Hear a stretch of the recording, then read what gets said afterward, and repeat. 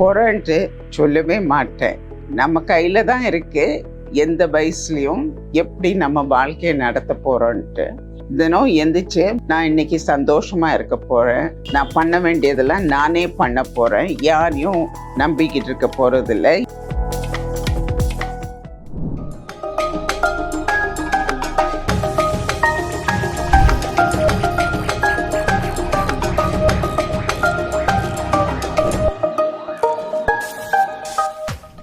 பூங்காற்று நேயர்களுக்கு வணக்கம்.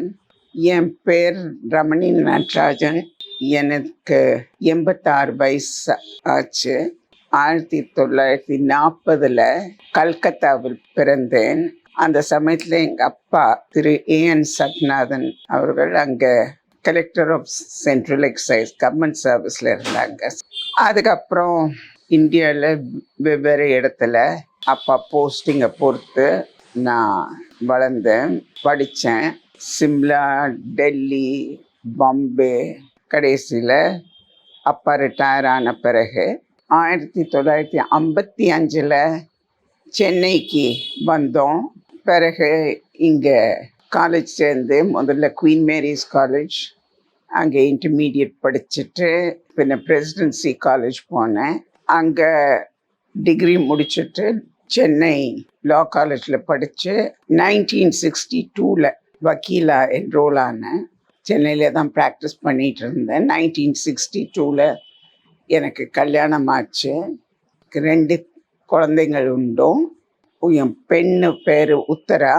அவள் இப்போ இங்கிலாண்டில் இருக்கா, லண்டன் யூனிவர்சிட்டியில் ப்ரொஃபஸர் ஆஃப் இங்கிலீஷ் லிட்ரேச்சராக இருக்கா. என் பையன் ஸ்டேட்ஸில் இருக்கான், அங்கே கனெக்டிகட்டில் ஃபைனான்ஷியல் கன்சல்டண்ட்டாக இருக்கான். குழந்தைகள்லாம் சின்னவங்களாக இருக்கும்போது நான் அது கொஞ்சம் கஷ்டமாக இருந்தது. லா ப்ராக்டிஸும் ஒரு பக்கம் இருக்கா, இன்னும் பின்ன என் குழந்தைங்க அவங்க ஸ்கூலுக்கு போகிறது, அவங்க வேறு ஆக்டிவிட்டீஸ். ஆனால் இதில் எல்லாத்தையும் ஹஸ்பண்ட் அவரும் ரொம்ப பெரிய லாயர் இருந்தார். அவரும் ரொம்ப சப்போர்ட்டிவாக இருந்தார். நாங்கள் தான் அந்த காலத்தில் போய் ஸ்கூலில் விடுவோம், ஸ்கூல்லேருந்து கூட்டிகிட்டு வர்றதெல்லாம் 2 பேரும் மாற்றி மாற்றி பண்ணி எப்படியோ அவங்களும் காலேஜ் யூனிவர்சிட்டியில் போய் படித்து அவங்க இப்போ லைஃப்பில் செட்டில் ஆகிட்டாங்க. என்னை பொறுத்தவரையிலும் குழந்தைங்க வெளிநாட்டுக்கு படிக்க போகும்போது அதுக்கப்புறம் நான் ஃபுல்லாக என் ப்ராக்டிஸில் கான்சென்ட்ரேட் பண்ணேன். என் ப்ராக்டிஸ் ஒரு பக்கம் ஃபேமிலி லா, அதுனா குடும்ப பிரச்சனைகள், கல்யாண பிரச்சனைகள், குழந்தைங்க கஸ்டடி, ப்ராப்பர்ட்டி. அப்புறம் இன்னொரு என் ஸ்பெஷாலிட்டி மெடிக்கல் மேல் ப்ராக்டிஸ். டாக்டர்ஸ் மேலே பேஷண்ட்ஸ் கேஸ் போடுவாங்களே, அதில் டாக்டர்ஸ்க்கு அப்பியர் ஆகிட்டு இருந்தேன். குழந்தையெல்லாம் வெளிநாட்டு போன பிறகு நான் என் ப்ராக்டிஸில் ஃபுல்லாக கான்சென்ட்ரேட் பண்ணேன். ஹஸ்பண்டும் அவர் கிரிமினல் லா பண்ணிகிட்டு இருந்தார். அவர் ரொம்ப பேர் பெற்ற கிரிமினல் லாயர். ராஜீவ் காந்தி கொலை கேஸ்லலாம் அந்த அக்யூஸ்க்கு அப்பியர் ஆகி 26 அக்யூஸ்க்கு மரண தண்டனை கொடுத்துட்றாங்க. அதில் 24 பேருக்கு அவர் அக்விட்டல் வாங்கி கொடுத்தாரு. இதை தவிர வேறு நிறைய பெரிய பெரிய கேஸ்லலாம் அப்பியர் ஆனார். எங்கள் வீட்டிலே கீழே நாங்கள் இருக்குது, மேலே எங்கள் ஆஃபீஸாக இருந்தது. அது எங்களுக்கு ரொம்ப சௌரியமாக இருந்தது. எங்கேயும் அடிச்சு பிடிச்சி காலையில் போக வேண்டாம், வீட்டிலே அன்னைக்கு கேஸு சிச்சுவேஷனை பார்த்து அட்ஜஸ்ட் பண்ணிக்கிடுறது. 2015 ஹஸ்பண்டு நானும் லா ப்ராக்டிஸை நிறுத்தினேன். என் ஹஸ்பண்ட் ஹெல்த்தும் அவ்வளோவா நல்லா இல்லை, அதனால அவரை பார்த்துக்கிடணும், அவருக்கும் ஏதாவது ப்ரெஷர் இருக்கக்கூடாதுன்ட்டு லா ப்ராக்டிஸை நிறுத்திட்டு ஹஸ்பண்ட் 2021 நவம்பரில் காலமானார். மற்ற பேரெல்லாம் சொன்னாங்க, இல்லை இது இவ்வளோ பெரிய வீட்டில் எப்படி மேனேஜ் பண்ண முடியும், நீங்கள் இதை விற்றுட்டு ஒரு ஃப்ளாட்டுக்கு போகலாம், அதெல்லாம் சொன்னாங்க. நான் இல்லை இங்கே தான் நான் இருக்க போகிறேன்ட்டு கொஞ்சம் மேலே போர்ஷனை கொஞ்சம் சரிப்படுத்தி ஒரு டெனன்ட் வச்சுட்டு நான் இந்த வீட்டிலே தான் இருக்கேன். மற்ற பேரோட நிறைய கான்டாக்ட் வச்சுட்டு பிறகு இன்ட்ரெஸ்ட் ஆர்ட்டில் எனக்கு ரொம்ப இன்ட்ரெஸ்ட் உண்டும். அதனால ஆர்ட் எக்ஸிபிஷன் போகிறது, பின்ன கர்நாடிக் மியூசிக்லேயும் ரொம்ப இன்ட்ரெஸ்ட், அது கச்சேரி அதெல்லாம் போகிறது. ஃப்ரெண்ட்ஸு கோர்ஸ் இப்போ ஒவ்வொன்றா என் வயசில் இருக்க க்ளோஸ் ஃப்ரெண்ட்ஸ் எல்லாம் தவறி போனாங்க. ஆனாலும் யங்ஸ்டர்ஸ்லேயும் அவங்க ஃப்ரெண்ட்ஸோட சில்ட்ரன் அவங்க லைஃப்லேயே எனக்கு இன்ட்ரெஸ்ட் உண்டோ, அவங்களும் என்கிட்ட ரொம்ப பிரியமாக பழகுவாங்க. ஸோ எனக்கு ஒரு நிமிஷம் கூட போர் அடிக்குது, ஒரு தனியாக இருக்கமென்ட்டா அந்த பிரச்சனையே எனக்கு கிடையாது. 1982 யோகா பண்ணிக்கிட்டு இருக்கேன். ஸோ ஜென்ரலாக என் ஹெல்த்தை நல்லதாக ரொம்ப ஆக்டிவாக இருப்பேன். 2023 எனக்கு கேன்சர், இந்த நேசல் பேசேஜ் அப்படின்ட்டு டயக்னோஸ் பண்ணாங்க. எனக்கு இது ஒரே ஷாக்காக இருந்தது. அதுக்கு முன்னால் ஒரு அறிகுறியும் ஒன்றும் இல்லை. மூக்கில் ஒரு ரொம்ப ஒரு கடுகு அளவுக்கு ஒரு சின்ன பாலிப் இருந்தது. அதை போய் ENT டாக்டர்கிட்ட பார்த்த உடனே அவர் வேறு டெஸ்ட்லாம் பண்ண சொன்னார். அந்த டெஸ்ட்டில் தான் தெரிய வந்தது இது கேன்சர்ன்ட்டு. அது கேன்சருக்கு சர்ஜரி ஒன்றும் பண்ணல, ஆனாலும் கீமோதெரப்பி பண்ணாங்க.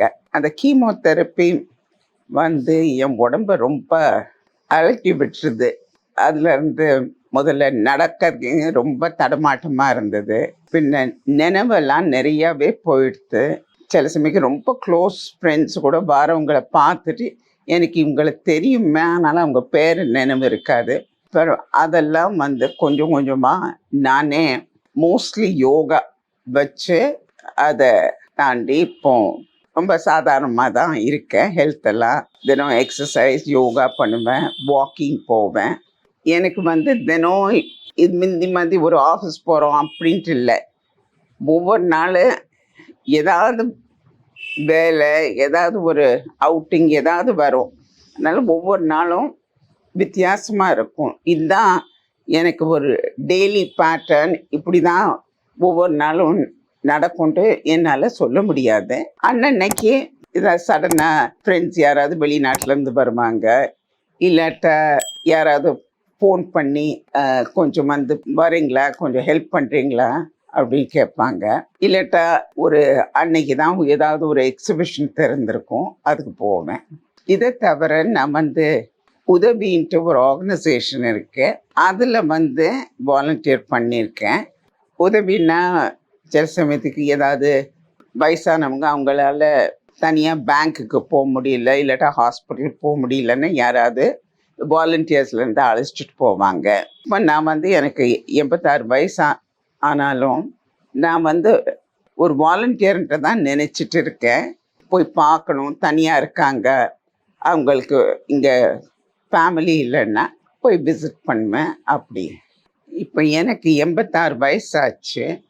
ஆனாலும் நான் ஐயோ நம்மளுக்கு ரொம்ப வயசாகிடுது, நம்ம 2 பிள்ளைகளும் இங்கே இல்லை, தனியாக இருக்கோம் அப்படின்ட்டு அந்த எண்ணமே கிடையாது. நம்ம கண்ட்ரியில் ஒரு 50-60 வயசு ஆச்சுனாலே ஆம்பளையாக இருக்கட்டும் சரி, பொம்பளையாக இருக்கட்டும் சரி, வயசாச்சு கொஞ்சம் நடக்கிறதெல்லாம் கொஞ்சம் ஸ்லோ பண்ணிடுவாங்க. என்னை பொறுத்தவரையிலும் எந்த அளவுக்கு நம்மளால் ஃபிட்டாக நம்ம வேலை நம்மளே பண்ணிக்கிட முடிகிறாப்புல இருக்கோம், அதெல்லாம் பண்ணணும். நான் அதனால் மற்ற பேரை சொல்லுவேன், சும்மா வீட்டுக்குள்ளே உட்காராதீங்க, மீட் பண்ணுங்க, எங்கேயும் ஒரு பார்க்கு கூட போய் உட்காருங்க, யாராவது வந்தால் பேசுங்க, எக்ஸசைஸ் பண்ணுங்க. இன்னொன்று, கொஞ்சம் வயசானவங்க அவ்வளோ சுத்தமாக இருக்க மாட்டாங்க, அவங்க பர்சனல் ஹைஜீன் பற்றி கவனிக்க மாட்டாங்கன்ட்டு அது ஒரு பெரும்பாலும் மற்ற பேர் நினைக்கிறது. அது நிஜம்தான். ஆனால் நம்ம தான் அதுக்கு தினம் குளிக்கிறது, நல்லா ட்ரெஸ் பண்ணுறது, இதெல்லாம் கஷ்டம் ஒன்றும் இல்லை. இதெல்லாம் பார்த்துட்டு நம்மளே நம்ம மனசை சந்தோஷமாக வச்சுக்கிடணும். என்னை பொறுத்தவரையிலும் முதுமைங்கிறது வயசு எல்லாம் சும்மா ஒரு நம்பர். அது ஏதோ ஒரு பெரிய குறைன்ட்டு சொல்லவே மாட்டேன். நம்ம கையில் தான் இருக்குது எந்த வயசுலேயும் எப்படி நம்ம வாழ்க்கையை நடத்த போகிறோன்ட்டு. அதனால நான் சொல்லுவேன், தினம் எந்திரிச்சு நான் இன்னைக்கு சந்தோஷமாக இருக்க போகிறேன், நான் பண்ண வேண்டியதெல்லாம் நானே பண்ண போகிறேன், யாரையும் நம்பிக்கிட்டு இருக்க போகிறதில்ல, ஹெல்ப் பண்ணுவாங்க அந்த நினைப்பே கிடையாது. எல்லாம் எனக்கு வேண்டியதெல்லாம் நானே பண்ணுறது தான் என் கொள்கை. நான் என் வாழ்க்கையை பற்றி உங்கள்கிட்ட பேசுனது நீங்கள் உங்களுக்கு ஒரு உதவியாக இருக்கணும்னு நான் ஆசைப்படுறேன். பிறகு எனக்கு இதெல்லாம் சொல்ல வாய்ப்பு கொடுத்த பூங்காற்று சேனலுக்கு நன்றி.